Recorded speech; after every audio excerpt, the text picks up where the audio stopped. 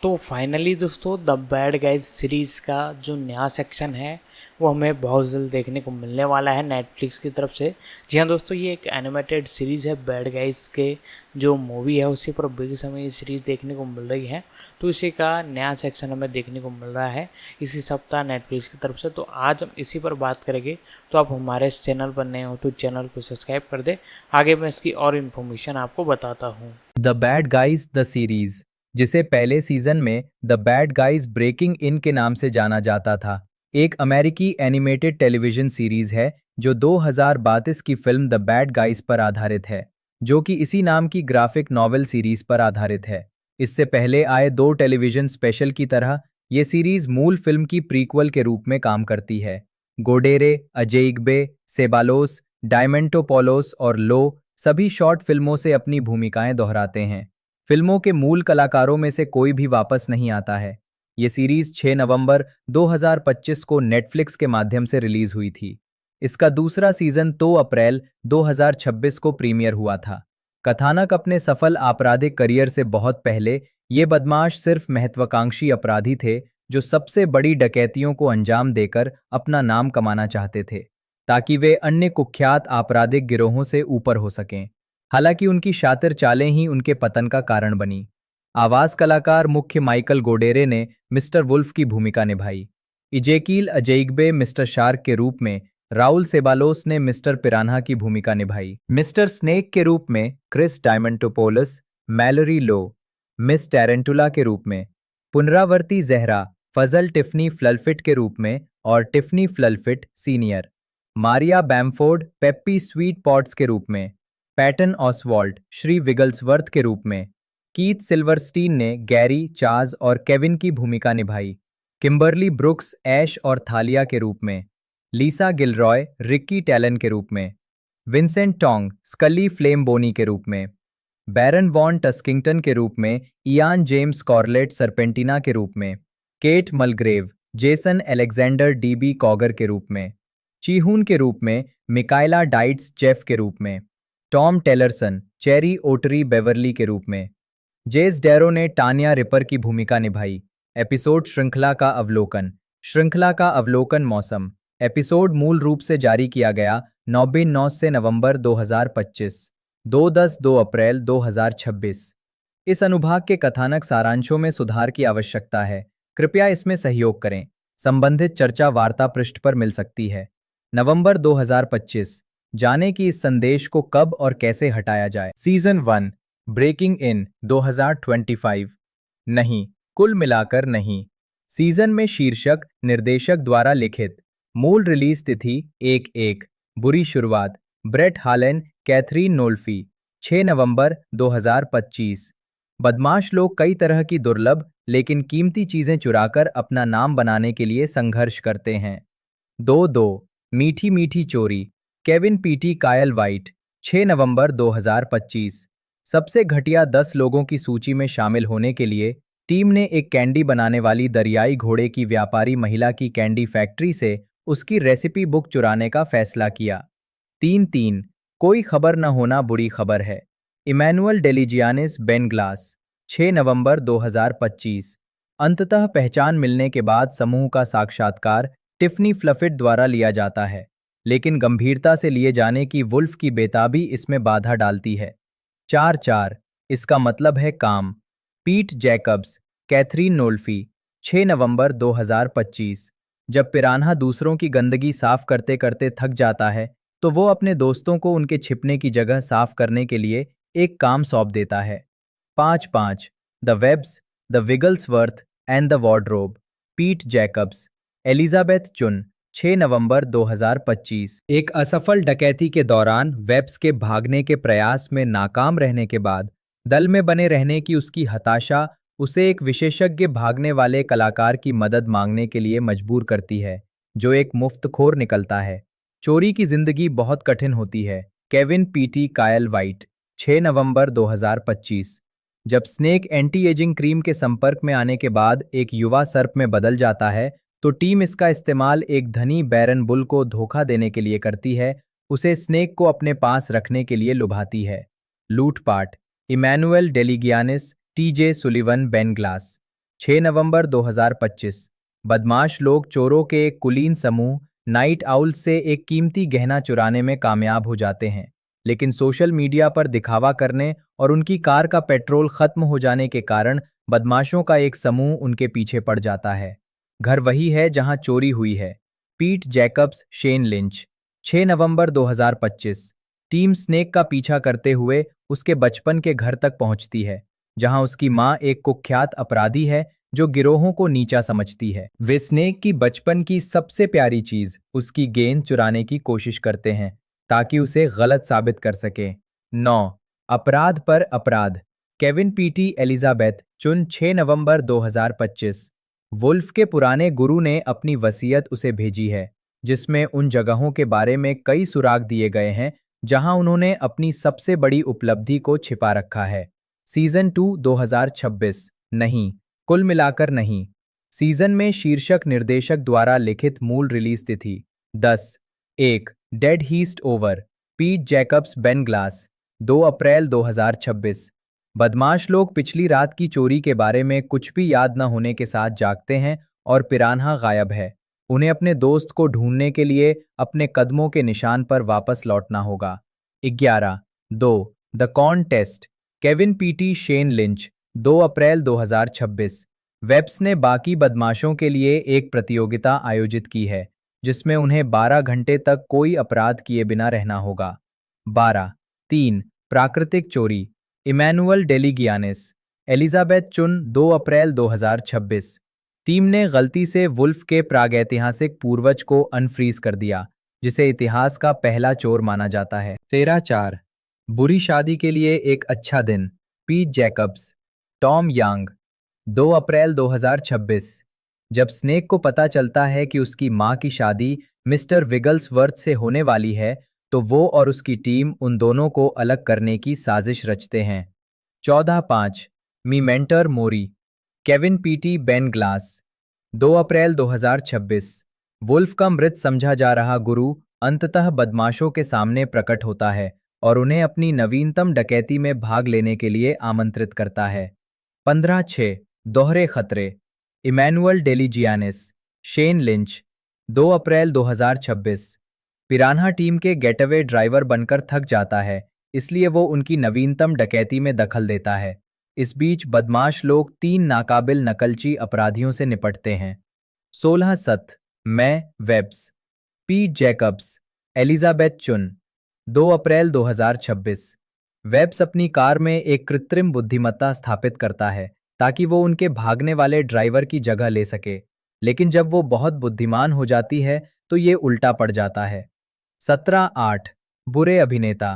Kevin Peaty, Shane Lynch 2 अप्रैल 2026 सुश्री वन्नाटी नाम की एक अभिनेत्री अपनी नवीनतम फिल्म की शूटिंग के लिए शहर आती है और बदमाश उसका अनूठा अभिनय पुरस्कार चुराने की साजिश रचते हैं।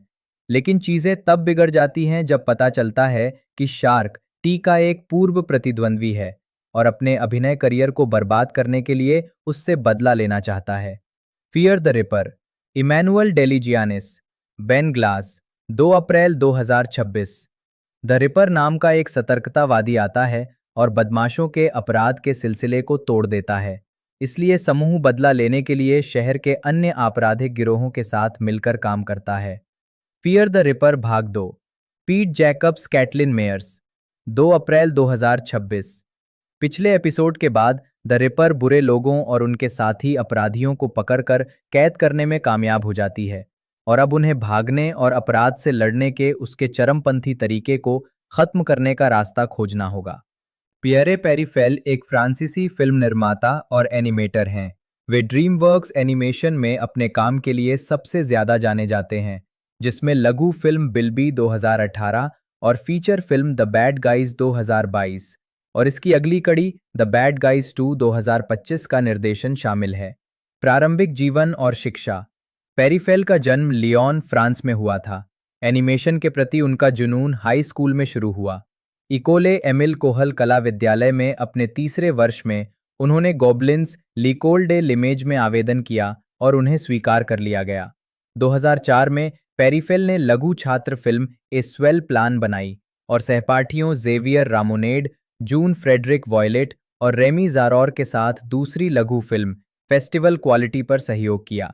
उन्होंने 2005 में गोबलिन्स से स्नातक की उपाधि प्राप्त की। अपनी थीसिस फिल्म ले बिल्डिंग के लिए उन्होंने रामोनेड और ज़ारौर के साथ फिर से काम किया और मार्को गुयेन और ओलिवियर स्टेफिलास के साथ भी काम किया। फिल्म में 2D और 3D एनिमेशन का संयोजन है। ले बिल्डिंग को कई अंतर्राष्ट्रीय फिल्म समारोहों में प्रदर्शित किया गया और कई पुरस्कार जीते, जिनमें ओटावा अंतर्राष्ट्रीय एनिमेशन महोत्सव में सर्वश्रेष्ठ स्नातक एनिमेशन पुरस्कार भी शामिल है।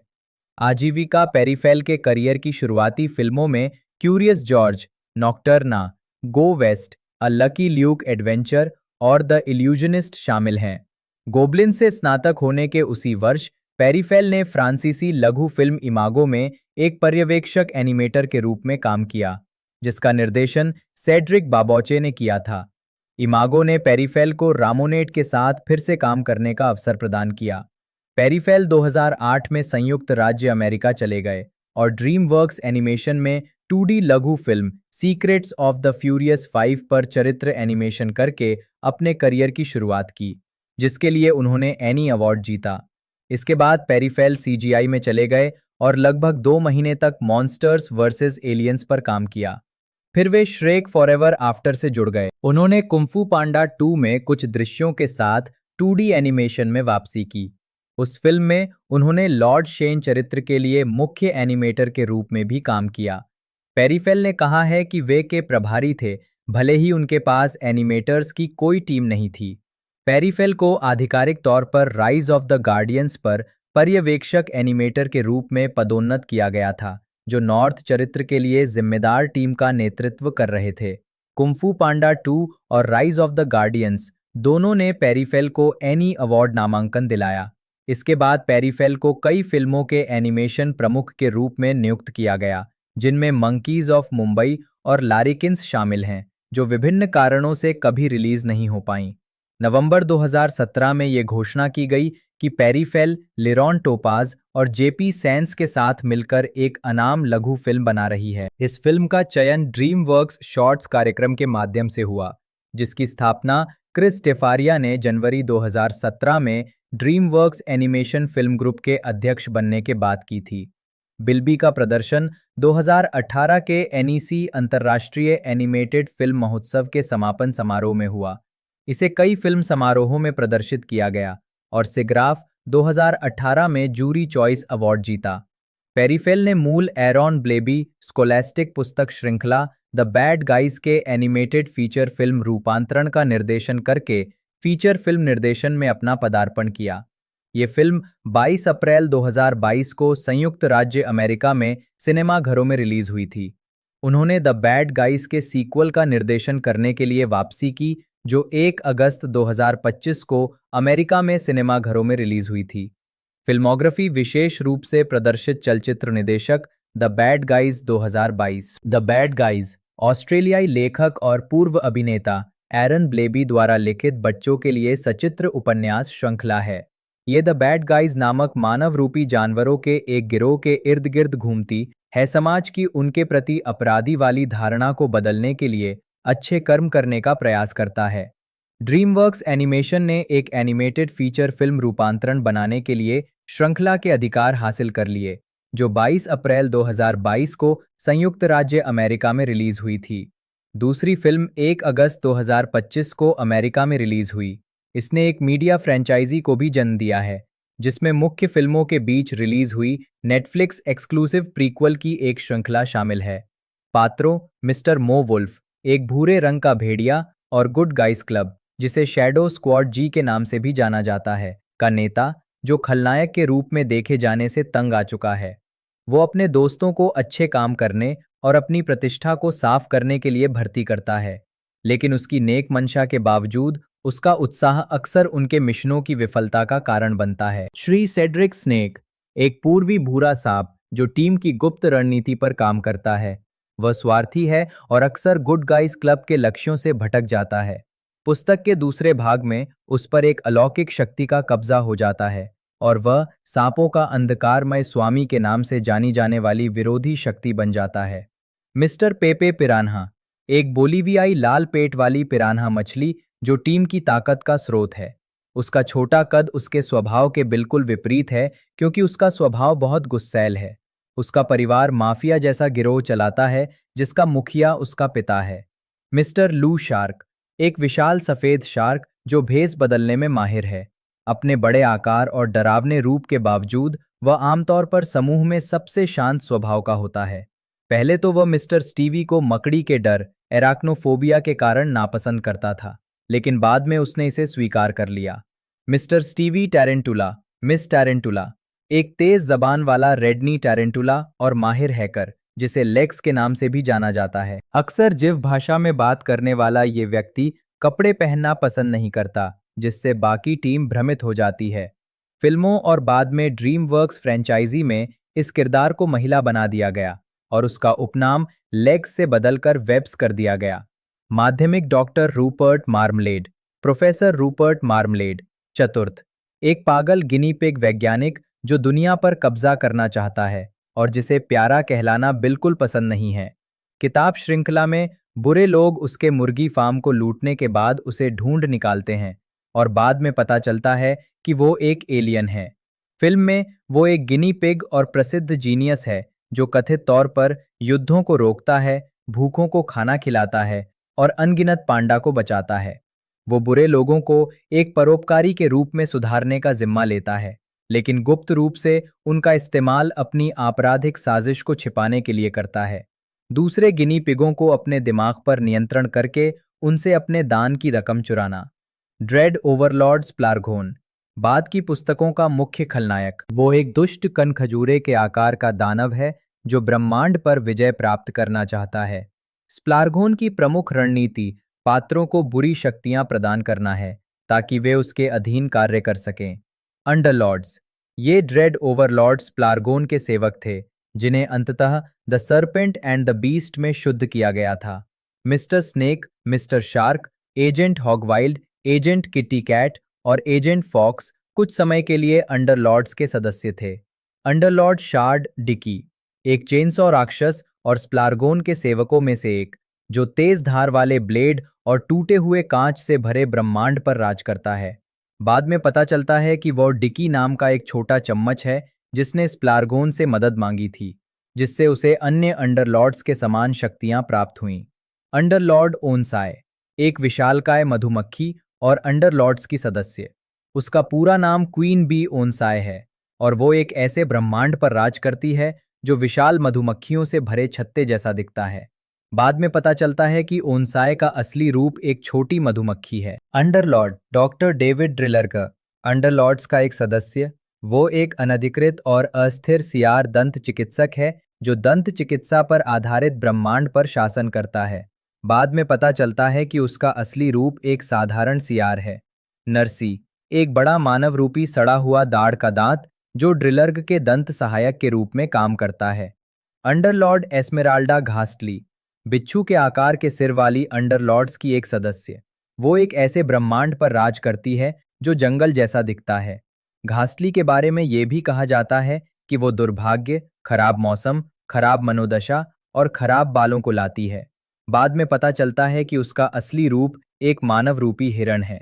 स्प्लार्गोन का ईआर, एक बहुकानों वाला गोलाकार राक्षस जो संभवतः अंडरलॉर्ड्स का अंतिम सदस्य और समारोह का सूत्रधार है।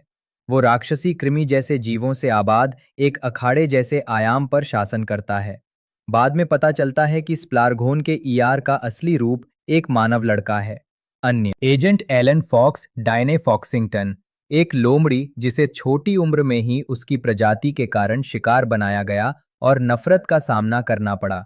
इंटरनेशनल लीग ऑफ हीरोज की सदस्य और मिस्टर वुल्फ की प्रेमिका। किताबों 3-7 में वो गुड गाइज क्लब को प्रोफेसर मार्मलेट को दुनिया के सभी प्यारे जानवरों को ज़ॉम्बी में बदलने से रोकने में मदद करती है। मुख्य फिल्मों में वो डायने फॉक्सिंगटन नाम की एक लाल लोमड़ी गवर्नर है, जिसे बाद में द क्रिम्सन पॉ के नाम से जानी जाने वाली एक पूर्व चोर के रूप में दिखाया गया है। टिफनी फ्लफिट डेलोरेस क्रिस्टलवर्स्ट, एक एंकर जो द बैड गाइज के कारनामों पर रिपोर्ट करती है। किताबों में वो एक बिल्ली है, लेकिन मीडिया फ्रेंचाइज में उसे एक इंसान के रूप में दिखाया गया है। बाद में किताबों में पता चला कि उसका असली नाम डेलोरेस क्रिस्टलवर्स था। ग्रैनी गाम्बो, एक मगरमच्छ जिसने the attack of the Zittens में Mister Wolf, Mister snake, Mister Tarantula और एजेंट फॉक्स की मदद से जिटेंस को वापस सामान्य बिल्ली के बच्चे बना दिया था। दूसरे भाग में पता चलता है कि वो द अदर्स नामक एक अंतर आकाशगंगा टीम का हिस्सा है। एजेंट पाम किट्टी कैट, एक काली बिल्ली, इंटरनेशनल लीग ऑफ हीरोज की सदस्य और मिस्टर शार्क की प्रेमिका। दूसरी मुख्य फिल्म में वो एक हिम तेंदुआ और एक अपराधी है। एजेंट एमिलू हॉगवाइल्ड पिगटेल, एक सुअर और इंटरनेशनल लीग ऑफ हीरोज की सदस्य जिसे पिरान्हा पर क्रश है। दूसरी मुख्य फिल्म में वो एक जंगली सुअर और एक अपराधी है। एजेंट जॉय सुसान डूम, एक कौवा, इंटरनेशनल लीग ऑफ हीरोज की सदस्य और मिस्टर स्नेक की प्रेमिका। दूसरी मुख्य फिल्म में वो एक अपराधी है। एजेंट रोंडा शॉर्टफ्यूज द वन, एक छोटी Tasmanian devil, international league of heroes की सदस्य और मिस्टर टैरेंटुला की प्रेमिका। श्रृंखला में आगे चलकर पता चलता है कि वो वास्तव में द वन नामक एक आत्मा है जिसे ब्रह्मांड की शुरुआत में ड्रेड ओवरलॉर्ड स्प्लार्गोन से बचाव के लिए बनाया गया था। वो वास्तव में प्रकाश की एक शक्ति है जो केवल तस्मानियन डेविल का रूप धारण करती है। द अदर्स अंतर आयामी नायकों की एक टीम जिनके बारे में दावा किया जाता है कि वे द वन के अंश हैं। मिल्टन, क्रेटेशियस काल का एक वेलोसिरैप्टर जो गलती से वर्तमान समय में आ जाता है और उसे असाधारण बुद्धि प्राप्त हो जाती है। दूसरे भाग में पता चलता है कि वह द अदर्स समूह का सदस्य है।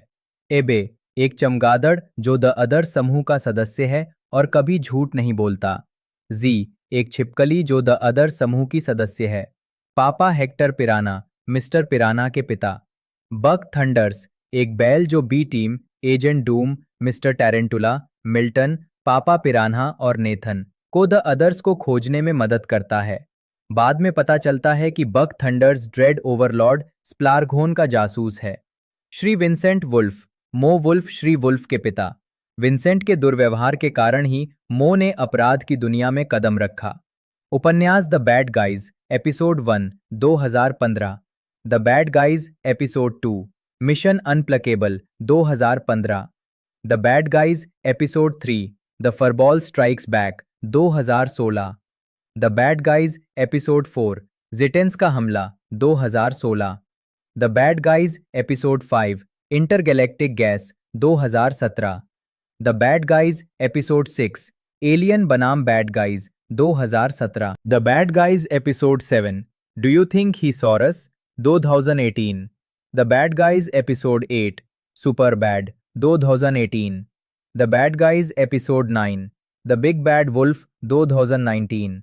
The bad guys, episode 10, the baddest day ever, 2019। The bad guys 2022 में बनी एक अमेरिकी एनिमेटेड कॉमेडी फिल्म है जो एरॉन ब्लेबी की बच्चों की किताबों की श्रृंखला पर आधारित है।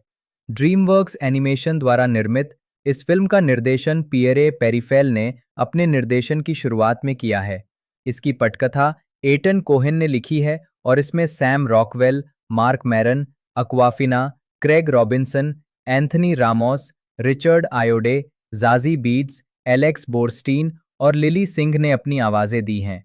ये मानव रूपी जानवरों के एक आपराधिक गिरोह की कहानी है जो पकड़े जाने पर आदर्श नागरिक बनने का नाटक करते हैं, लेकिन अंततः उनका नेता अपने तौर तरीकों को हमेशा के लिए बदलने के लिए प्रेरित हो जाता है।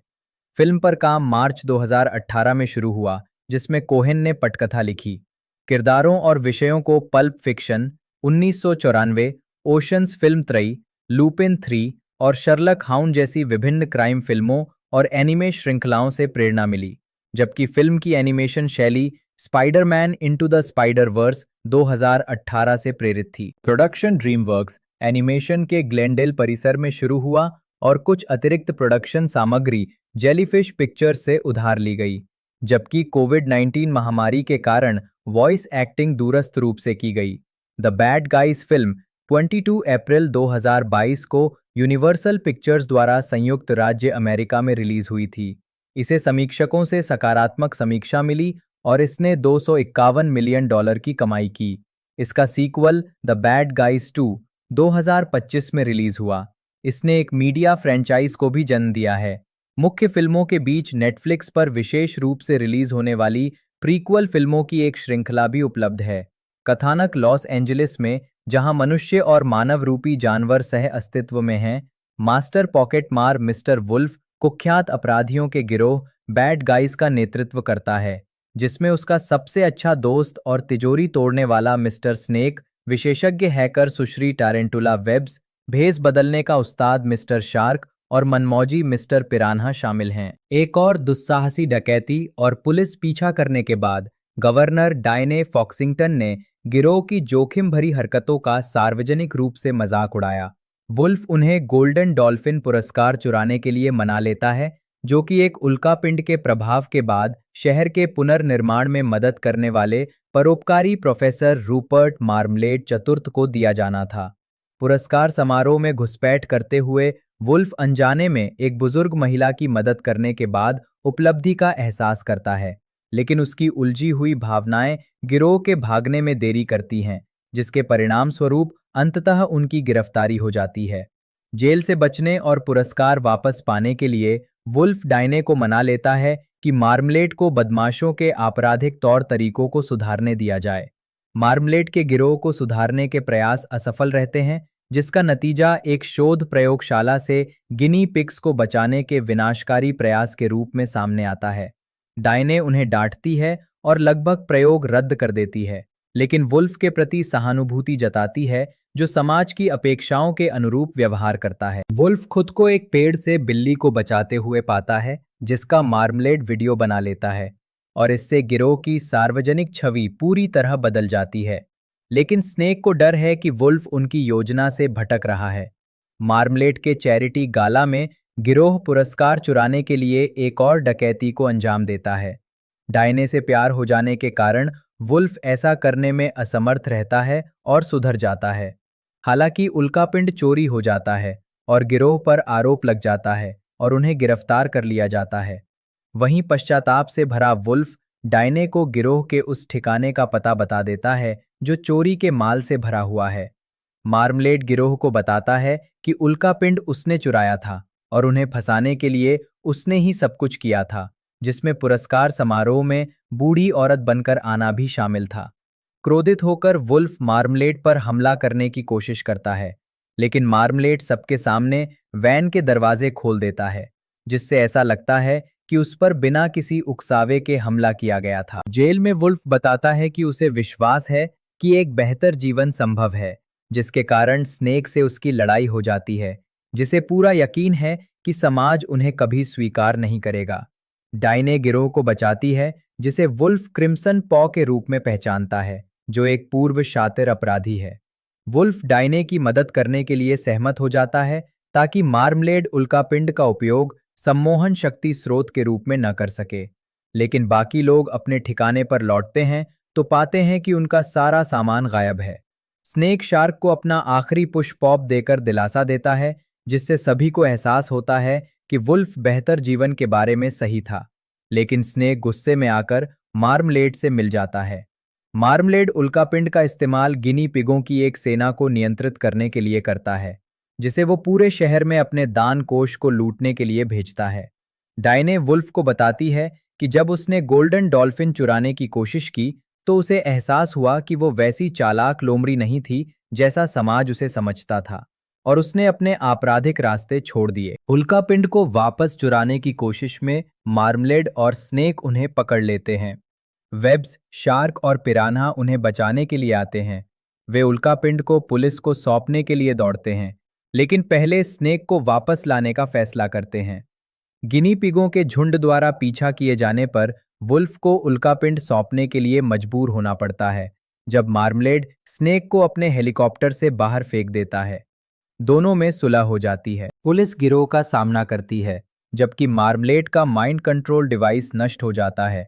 इससे पहले कि डायने ये खुलासा करके गिरोह का बचाव कर पाती कि वो क्रिम्सन पॉ थी, वुल्फ और अन्य लोग स्वेच्छा से आत्मसमर्पण कर देते हैं। मार्मलेड उल्कापिंड बरामद करने का श्रेय लेने की कोशिश करता है, लेकिन स्नेक खुलासा करता है कि उसने अपने दल बदल का नाटक किया था और माइंड कंट्रोल डिवाइस के प्रभाव में रहते हुए उल्कापिंड को मार्मलेट के नकली लैंप से बदल दिया था। मशीन उल्कापिंड को नष्ट कर देती है, जिससे मार्मलेड असली चोर के रूप में बेनकाब हो जाता है।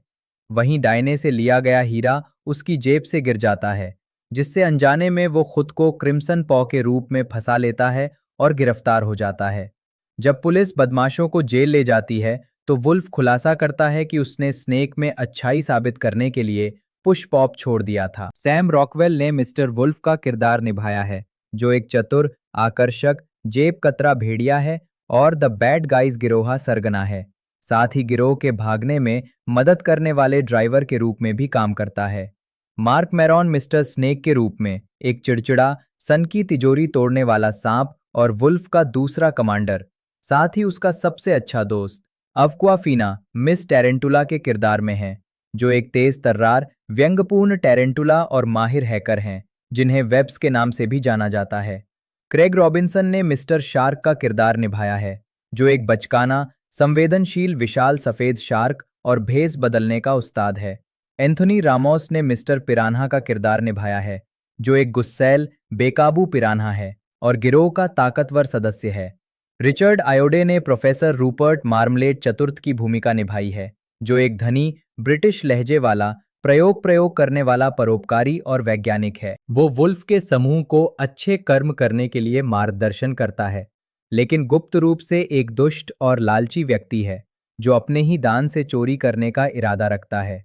जैजी बीट्स डायने फॉक्सिंगटन उर्फ द क्रिम्सन पॉ के रूप में एक लाल लोमड़ी, जो राज्य के गवर्नर के रूप में काम कर रही है और पूर्व मास्टर चोर से अच्छी बन गई है, और वुल्फ की प्रेमिका एलेक्स बोरस्टीन ने मिस्टी लुगिन्स का किरदार निभाया है, जो गुस्सैल स्वभाव की पुलिस प्रमुख है और किसी भी कीमत पर अपराधियों को गिरफ्तार करने के लिए दृढ़ संकल्पित है। लिली सिंह ने टिफनी फ्लफिट का किरदार निभाया है, जो एक स्थानीय समाचार रिपोर्टर है और अपनी रिपोर्टों को बढ़ा चढ़ाकर पेश करने की प्रवृत्ति रखती है। उत्पादन विकास 22 जुलाई 2017 को ऑस्ट्रेलिया के द डेली टेलीग्राफ ने बताया कि कई स्टूडियो ने एरॉन ब्लेबी की पुस्तक श्रृंखला द बैड गाइज को एक फीचर फिल्म में रूपांतरित करने में रुचि व्यक्त की थी। मार्च 2018 में ड्रीमवर्क्स एनिमेशन ने पुस्तक श्रृंखला पर आधारित एक फिल्म के विकास की घोषणा की, जिसकी पटकथा एटान कोहेन लिख रहे थे। अगले वर्ष अक्टूबर में ये बताया गया कि फिल्म का निर्देशन पियरे पेरीफेल अपने फीचर निर्देशन की शुरुआत में करेंगे और कोहेन और हिलरी विंस्टन फिल्म की पटकथा सह लिखेंगे। फिल्म के विकास के दौरान क्रू ने कोविड-19 महामारी के दौरान दूर से काम किया। फिल्म को डकैती शैली पर एक समान मोड़ के रूप में वर्णित किया गया था, जैसा कि श्रेक ने परियों की कहानियों पर किया था और जैसा कि कुंफू पांडा ने कुंफू शैली के लिए किया था। विंस्टन को केवल ice age dawn of the dinosaur के लेखक योनी ब्रेनर के साथ अतिरिक्त पटकथा सामग्री के लिए श्रेय दिया गया था, जबकि फिल्म के कार्यकारी निर्माता कोहेन, ब्लेबी और फाउंडेशन मीडिया के पैट्रिक ह्यूजेस थे। कलाकारों की घोषणा 28 जुलाई 2021 को की गई थी। ये एचपी के साथ अपने संबंध समाप्त होने के बाद लेनोवो को अपने पसंदीदा वर्कस्टेशन पार्टनर के रूप में रखने वाली ड्रीमवर्क्स एनिमेशन की पहली फिल्म भी थी। एनिमेशन, डिजाइन और प्रभाव। फिल्म का डिजाइन सोनी पिक्चर्स एनिमेशन की Spiderman into the spider verse से प्रेरित था, जिसमें ड्रीमवर्क्स ने अपनी पिछली फिल्मों की तुलना में अधिक चित्रात्मक और शैलीबद्ध सौंदर्य शास्त्र को अपनाया। पात्रों के डिजाइन ल्यूक बेसन की द फिफ्थ एलिमेंट, माइकल मान की हीट, स्टीवन सोडरबर्ग की ओशंस 11 और क्वेंटिन टारनेटिनो की रिजर्वॉयर डॉग्स और पल्प फिक्शन जैसे निर्देशकों की शैलियों के मिश्रण से प्रेरित थे। फिल्म शर्लक हाउंड और लूपिन 3 जैसी एनिमे और मांगा श्रृंखलाओं के साथ साथ फ्रांसीसी Belgium animated film Ernest and Celestine से भी प्रेरित थी, क्योंकि इसने पात्रों के प्रति दृष्टिकोण को प्रभावित किया था। फिल्म के अधिकांश एनिमेशन का काम डुआ ग्लेंडेल ने किया था, जबकि जेलीफिश पिक्चर्स, जिसने पहले ड्रीमवर्क्स के साथ how to train your dragon homecoming और स्पिरिट अनटेम्ड के एनिमेशन के साथ साथ the boss baby family business के लिए अतिरिक्त प्रोडक्शन एसेट्स भी प्रदान किए थे। जेल ने प्रीमो और मूनरे जैसे मालिकाना सॉफ्टवेयर और डूडल नामक एक नए टूल का उपयोग करके अतिरिक्त एसेट प्रोडक्शन सेवाएं प्रदान की। डूडल को 2D इफेक्ट्स के लिए और एनिमेटर्स को कैरेक्टर रिग्स के चारों ओर लाइनों को स्थानांतरित करने की अनुमति देने के लिए बनाया गया था। फिल्म का शुरुआती डिनर सीन, जो टारनटिनो की पल्प फिक्शन के इसी तरह के शुरुआती सीन से प्रेरित है, ड्रीमवर्क्स एनिमेशन के इतिहास में सबसे लंबा वन शॉट है, जो 2 मिनट 25 सेकंड और 7 फ्रेम तक चलता है। फिल्म का मार्केटिंग अभियान 14 दिसंबर 2021 को पहले ट्रेलर, पहली झलक वाली तस्वीर और कलाकारों के साथ एक टेबल रीड के साथ शुरू हुआ। पहला ट्रेलर सिंह 2 की सिनेमाघरों में स्क्रीनिंग के दौरान भी दिखाया गया था। दूसरा ट्रेलर 23 फरवरी 2022 को जारी किया गया। सुपर बाउल के प्री गेम के दौरान प्रसारित एक टेलीविजन विज्ञापन को यूट्यूब पर रिलीज होने पर 85 लाख व्यूज मिले। कुल मिलाकर 14 प्रमोशनल यूट्यूब वीडियो को 110.1 मिलियन व्यूज मिले। द बैड गाइज का 2022 मार्च मैडनेस टूर्नामेंट के साथ भी टाई इन था, जिसमें फिल्म के किरदारों के लिए एक वर्चुअल ब्रैकेट और टीएनटी और टीबीएस पर प्री और पोस्ट गेम कवरेज के दौरान विज्ञापन दिखाए गए थे। फिल्म के प्रचार के लिए मिस्टर वुल्फ का एक स्नैपचैट एआर लेंस और बिली एलिश के बैड गाय गाने पर एक टिकटॉक ट्रेंड का इस्तेमाल किया गया था। डेडलाइन। हॉलीवुड ने कहा कि यूनिवर्सल ने अप्रैल फूल डे 1 अप्रैल, जिस दिन टिकटों की बिक्री शुरू हुई, का फायदा उठाते हुए एक और स्नैपचैट एआर लेंस जारी किया, जो मिस्टर बीस्ट और माइकल ली जैसे लोकप्रिय इन्फ्लुएंसर्स द्वारा इस्तेमाल किए जाने के बाद वायरल हो गया और टिकटॉक पर 21.5 मिलियन व्यूज और 1.8 मिलियन से अधिक लाइक्स प्राप्त किए। मुक्त करना थिएट्रिकल। 7 अक्टूबर 2019 को ये खबर आई कि फिल्म 17 सितंबर 2021 को सिनेमाघरों में रिलीज होगी और स्पूकी जैक की रिलीज डेट को रिप्लेस कर देगी। दिसंबर 2020 में फिल्म की रिलीज डेट को स्थगित कर दिया गया और the boss baby family business को इसकी मूल रिलीज डेट दे दी गई। हालांकि ये पुष्टि की गई कि कोविड-19 महामारी के कारण इसे आने वाले हफ्तों में एक नई रिलीज डेट मिल जाएगी। मार्च 2021 में रिलीज डेट को पुनर्निर्धारित करके 15 अप्रैल 2022 कर दिया गया। अक्टूबर 2021 में इसे फिर से एक सप्ताह आगे बढ़ाकर 22 अप्रैल कर दिया गया। द बैड गाइज की रेड कारपेट स्क्रीनिंग 12 अप्रैल 2022 को एज होटल लॉस एंजलिस में हुई, जिसमें बीट्स भी मौजूद थीं। 1 मार्च 2022 को यूक्रेन पर रूसी आक्रमण के जवाब में यूनिवर्सल ने रूस में फिल्म की रिलीज रद्द कर दी। होम मीडिया और streaming. Universal pictures home entertainment ने 21 जून 2022 को संयुक्त राज्य अमेरिका में द बैड गाइज को डीवीडी, ब्लू-रे और अल्ट्रा एचडी ब्लू-रे पर और डिजिटल डाउनलोड के लिए रिलीज किया। ये फिल्म 1 जुलाई 2022 को एनबीसी यूनिवर्सल की पीकॉक स्ट्रीमिंग सेवा पर रिलीज हुई। यूनिवर्सल की एनिमेटेड फिल्मों के लिए नेटफ्लिक्स के साथ 18 महीने के समझौते के तहत फिल्म पे टीवी विंडो के पहले 4 महीनों के लिए पीकॉक पर स्ट्रीम हुई, फिर 1 नवंबर 2022 को अगले 10 महीनों के लिए नेटफ्लिक्स पर चली गई। 1 सितंबर 2023 को अगले 4 महीनों के लिए पीकॉक पर वापस आ गई और अंत में 1 जनवरी 2024 को अमेज़न प्राइम वीडियो पर चली गई। फिल्म का 3D ब्लू-रे संस्करण ऑस्ट्रेलिया में 10 मई 2023 को जारी किया गया था। यूरोपीय 3D ब्लू-रे संस्करण 23 मई 2024 को जारी किया गया था। स्वागत box office. The bad guys ने संयुक्त राज्य अमेरिका और कनाडा में 97.5 मिलियन डॉलर और अन्य क्षेत्रों में 153.4 मिलियन डॉलर की कमाई की, जिससे दुनिया भर में कुल कमाई 250.8 मिलियन डॉलर हो गई। संयुक्त राज्य अमेरिका और कनाडा में द बैड गाइज को द नॉर्थमैन और the unbearable weight of massive talent के साथ रिलीज किया गया था और अनुमान लगाया गया था कि ये अपने शुरुआती सप्ताहांत में 4008 सिनेमाघरों से 13-20 मिलियन डॉलर की कमाई करेगी। फिल्म ने अपने पहले दिन 8 मिलियन डॉलर कमाए, जिसमें गुरुवार रात के पूर्वावलोकन से 1.15 मिलियन डॉलर शामिल थे। इसने 24 मिलियन डॉलर की कमाई के साथ बॉक्स ऑफिस पर शीर्ष स्थान हासिल किया। डेडलाइन हॉलीवुड ने बताया कि ये शानदार प्रदर्शन दर्शकों की विविधता, व्यापक मार्केटिंग और पारिवारिक फिल्मों की हालिया सफलता के कारण था। इसके उद्घाटन के दौरान दर्शकों में 56% महिलाएं थीं। दर्शकों के जातीय विभाजन से पता चला कि 40% श्वेत, 25% लातिनी और हिस्पैनिक, 20% अफ्रीकी अमेरिकी और 9% एशियाई या अन्य थे। फिल्म ने अपने दूसरे सप्ताहांत में $16.2 मिलियन की कमाई की और फिर से पहले स्थान पर रही। इसने अपने तीसरे सप्ताहांत में $9.6 मिलियन और चौथे सप्ताहांत में $7 मिलियन कमाए। दोनों बार नवोदित film doctor strange in the multiverse of madness के पीछे दूसरे स्थान पर रही। ये अपने 11वें सप्ताहांत तक बॉक्स ऑफिस के शीर्ष 10 में बनी रही। अमेरिका और कनाडा के बाहर फिल्म ने अपने शुरुआती सप्ताहांत में 25 अंतर्राष्ट्रीय बाजारों से $8.5 मिलियन कमाए। इसमें स्पेन में $1.7 मिलियन की मजबूत शुरुआत शामिल थी, जहां ये द बैटमैन से आगे निकल गई और कोविड-19 महामारी के दौरान देश में सर्वश्रेष्ठ शुरुआत के मामले में एनकेंटो के साथ बराबरी पर रही। अपने दूसरे सप्ताहांत में इसने 37 बाजारों से $6.5 मिलियन कमाए। इसके तीसरे सप्ताहांत में $10.5 मिलियन की कमाई हुई, जिसमें यूके में $3.1 मिलियन और ऑस्ट्रेलिया से $1.7 मिलियन की शुरुआत शामिल थी, जहां महामारी की शुरुआत के बाद से किसी भी एनिमेटेड फिल्म के लिए फिल्म की सबसे अच्छी शुरुआत हुई थी। इसने अपने चौथे सप्ताहांत में $7.5 मिलियन कमाए, जिसमें फ्रांस में $1.5 मिलियन की शुरुआत शामिल थी। उत्तरी अमेरिका में रिलीज होने से पहले अपने 5वें सप्ताहांत में फिल्म ने $6.5 मिलियन की कमाई के साथ अमेरिका और कनाडा के बाहर $50 मिलियन का आंकड़ा पार कर लिया।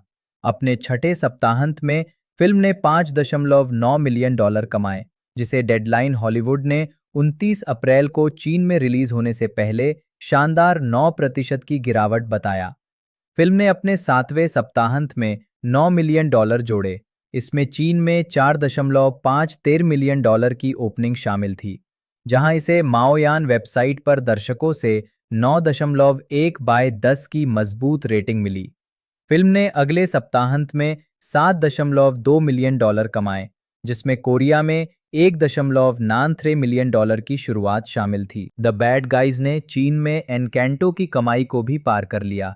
इसने अपने 9वें सप्ताहांत में $6.7 मिलियन कमाए। अपने 10वें सप्ताहांत में विदेशों में $100 मिलियन का आंकड़ा पार किया और अपने 11वें सप्ताहांत में $5.8 मिलियन और जोड़े।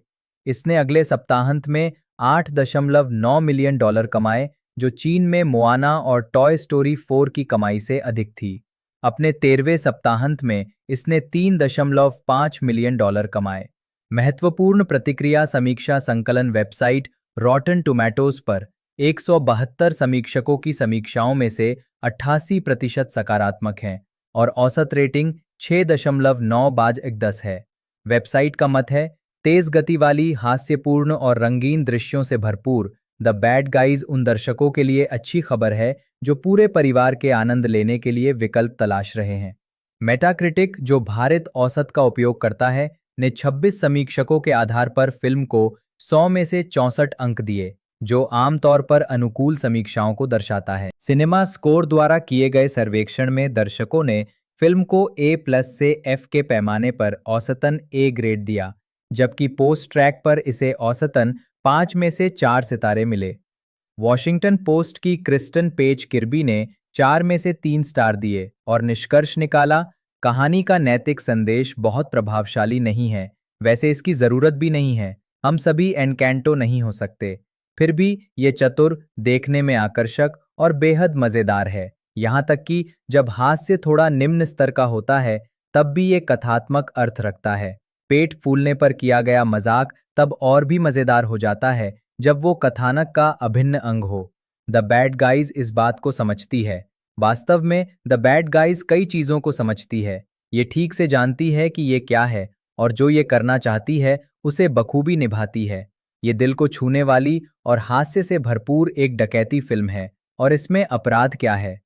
ING के रयान लेस्टन ने 10 में से 8 रेटिंग दी और लिखा, द बैड गाइज एक शानदार, मजेदार डकैती फिल्म है जिसमें भरपूर हंसी और बहुत सारा दिल है। ये ओशियंस 11 और लिटिल रेड राइडिंग हुड का मिश्रण है, जिसमें सैम रॉकवेल का भेड़िया जेल से बचने के लिए अपनी मीठी बातों से लोगों को लुभाने की कोशिश करता है। और हो सकता है कि इस प्रक्रिया में वो आपको भी प्रभावित कर दे। रिचर्ड आयोडे ने पाखंडी प्रोफेसर मार्मलेट के रूप में शानदार अभिनय किया है और पूरी वॉइस कास्ट ने अपने बेहतरीन प्रदर्शन से कुछ शानदार चुटकुले सुनाए हैं जो आपको हंसी से लोटपोट कर देंगे। द बैड गाइज एक मज़ेदार पारिवारिक मनोरंजन से भरपूर फिल्म है जो एक्शन से भरपूर और हंसी से लबालब है। शिकागो सन टाइम्स के रिचर्ड रोपर ने फिल्म को 4 में से 3.5 स्टार दिए और टिप्पणी की कि एनिमेशन में कंप्यूटर जनित 2D और 3D का संयोजन है जो आपको शनिवार की सुबह के कार्टून की याद दिलाएगा, बस कहीं अधिक स्पष्ट और चमकदार।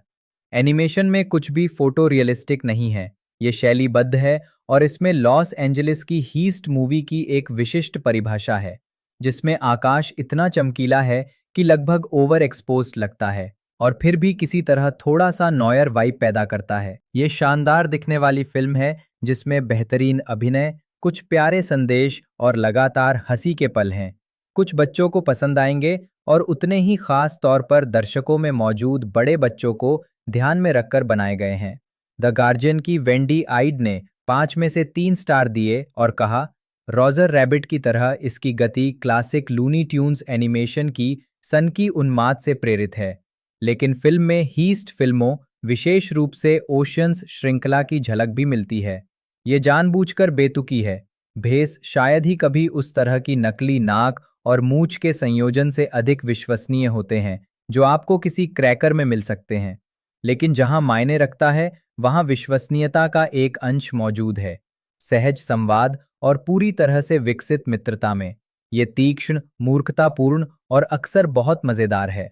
पुरस्कार समारोह की तिथि, वर्ग प्राप्तकर्ताओं, परिणाम, संदर्भ।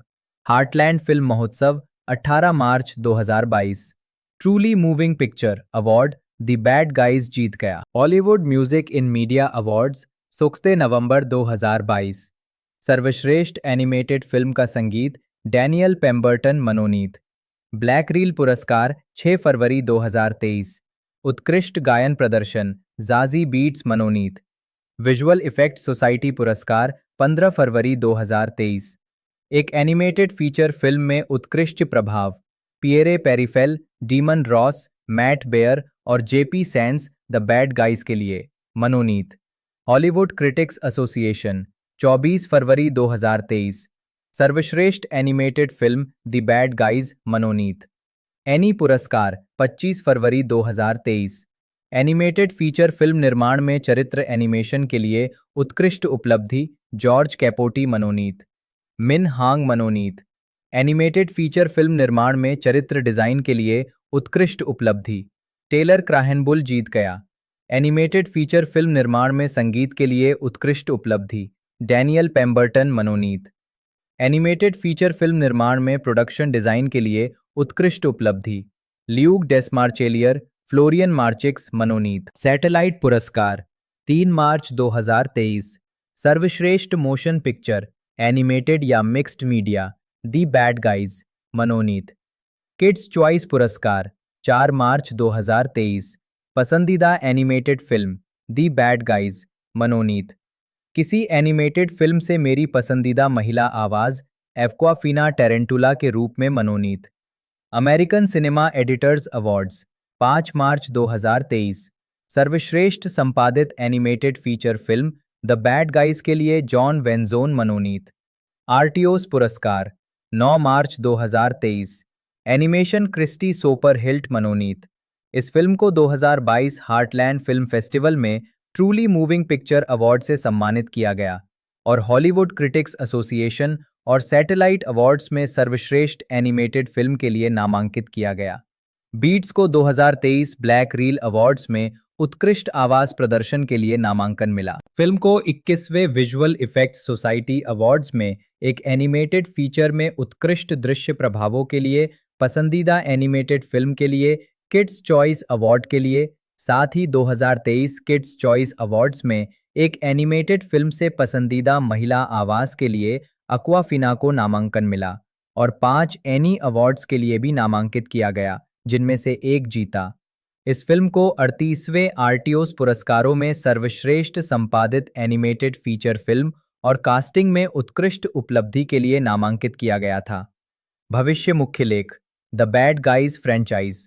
परिणाम मुख्य लेख द बैड गाइज 2 मार्च 2022 में अमेरिका में फिल्म रिलीज होने से एक महीने पहले पेरीफेल ने कहा कि वो सीक्वल बनाना चाहेंगे।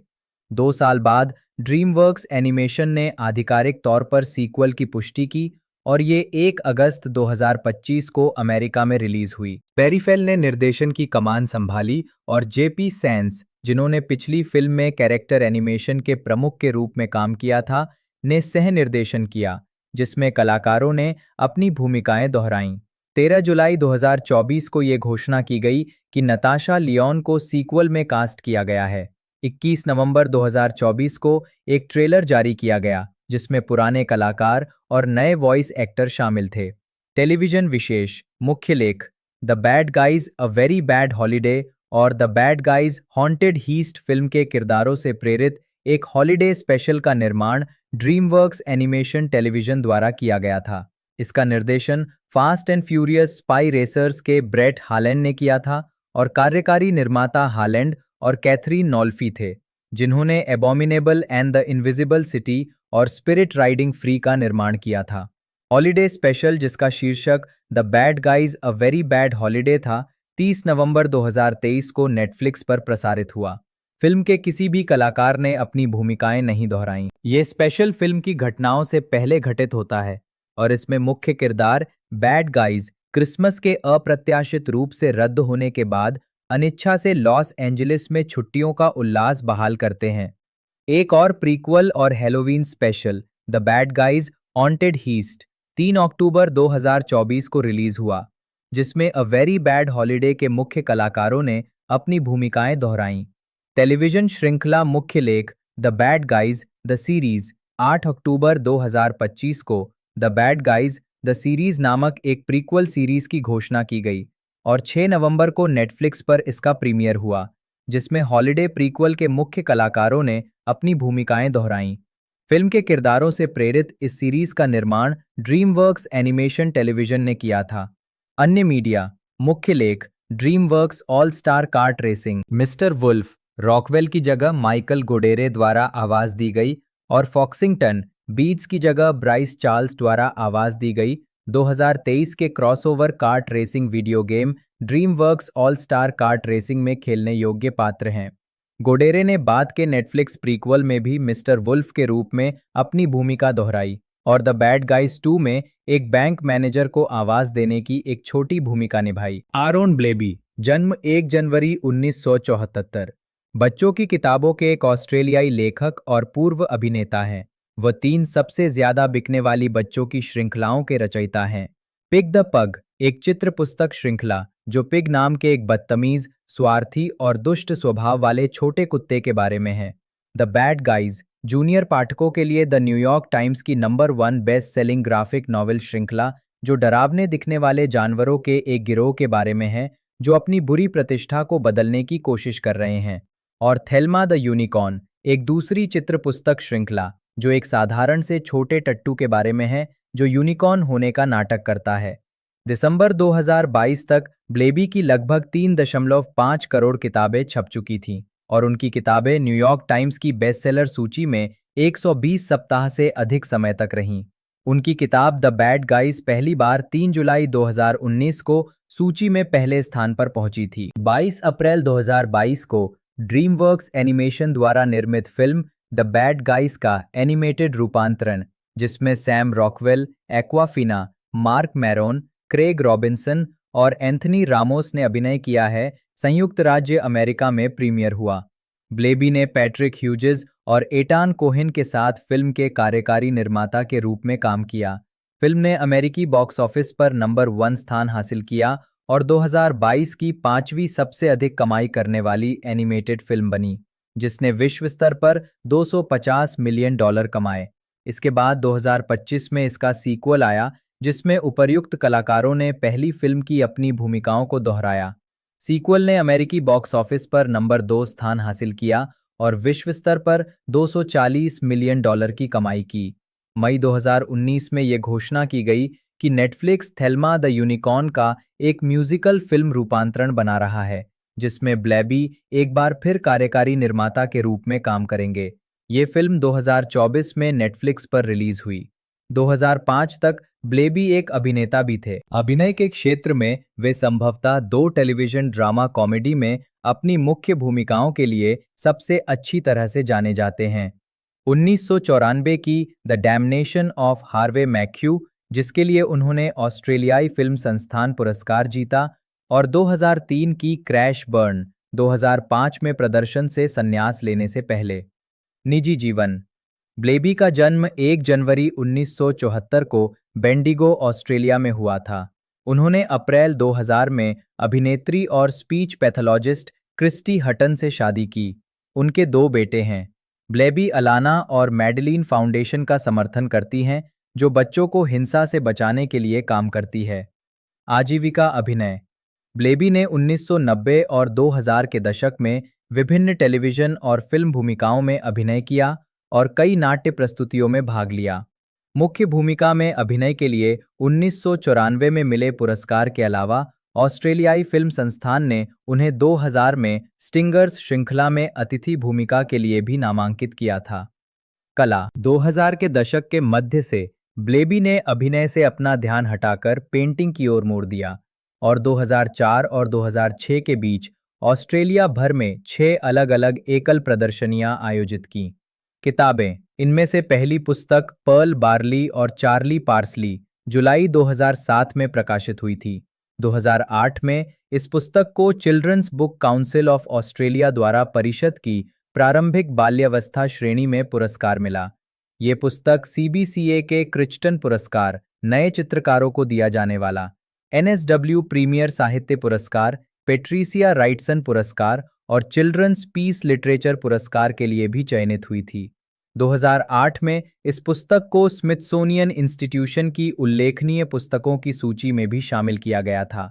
उनकी दूसरी किताब संडे चटनी 2008 में प्रकाशित हुई और CBCA picture book of the year 2009 और ऑस्ट्रेलियाई बुक इंडस्ट्री अवार्ड्स 2009 के लिए शॉर्टलिस्ट की गई। उनकी तीसरी पुस्तक स्टैनली पेस्ट 2010 में चित्र पुस्तक श्रेणी में CBCA की उल्लेखनीय पुस्तक थी, जैसा कि 2012 में the ghost of Miss Annabel Spoon थी, जिसे म्यूनिक, जर्मनी में अंतर्राष्ट्रीय युवा पुस्तकालय द्वारा 2012 के प्रतिष्ठित व्हाइट रेवन के रूप में भी चुना गया था।